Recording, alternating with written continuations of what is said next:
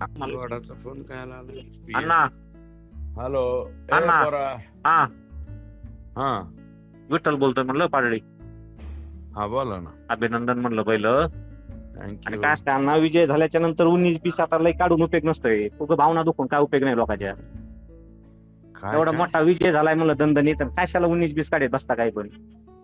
कोणतं 19-20 काय आमच्या विरोधात काढायचा प्रयत्न केला, बोलायचं नाही का? अहो पण ताईंनी स्पष्ट सांगितलंय ना अण्णा, एवढं काय सगळं सांगितलंय तुम्हाला माहितीये का काय? मग तुम्ही 8 दिवस आधी तरी बोलायचं ना. हे मला 8 दिवस काय अगोदर बी बोललो असतो ना.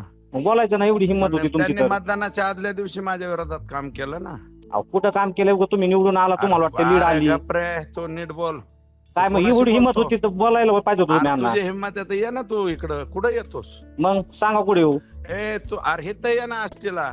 आष्टील येत होता तुम्ही, कुठं येतो हा, ते ये. पाहिजे तिथं. अरे ये. हे काय पुंचीराव नको निवडून आल्यावर तुम्ही शहाणपणा लागले शहाणपणा नीट करायला. बोल. ए विठल्या, हा तू कुणाशी बोलतो? आम्ही मत दिलेत, आम्हाला लोकांना त्रास व्हायला लागला ना आम्हाला. तू कोणत्या गावाचा आहे?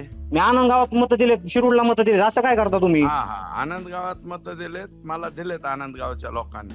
मग असं नका राव, उगा लोकांचे. आम्ही तुमचे चाहते म्हणून सांगतो, तर तुम्ही काहीतरी हे करायला लागलात गोंधळ. अरे मग आता तू बोलतो कोणत्या भाषेत? नीट बोल ना. मग चांगलं अण्णा, माझ्या तुम्हाला नीटच विरोधात बोलतोय. आदल्या दिवशी त्यांनी काम केलंय म्हणून मी बोललो. मग पुरावे द्या ना, तुम्ही काम केलंय तर आम्ही मान्य करू. बा चल, ताईने काम केलंय आणि चला तुम्ही बोलला तरी पुरावेच आहेत, सगळे पुरावे आहेत. आणि द्या तिथं पुरावे जाहीर करा. म्हणजे सगळ्यांना आमच्यात आम्हाला तरी वाटतं विचार. ताईने. शिरूर तालुक्यातच विचार पुरावे काय आहेत. बरं विचारतो मी, परत बोलतो हा. तुम्हाला. थांबा. विचारू. हा कोण?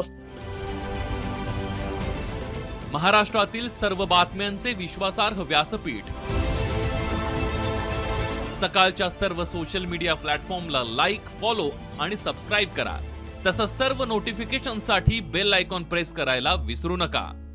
मसाजोगचे सरपंच संतोष देशमुख यांच्या हत्ये प्रकरणाला मात्र न्याय मिळाला पाहिजे, असं सुरेश दस यांनी वारंवार पाठपुरावा केला.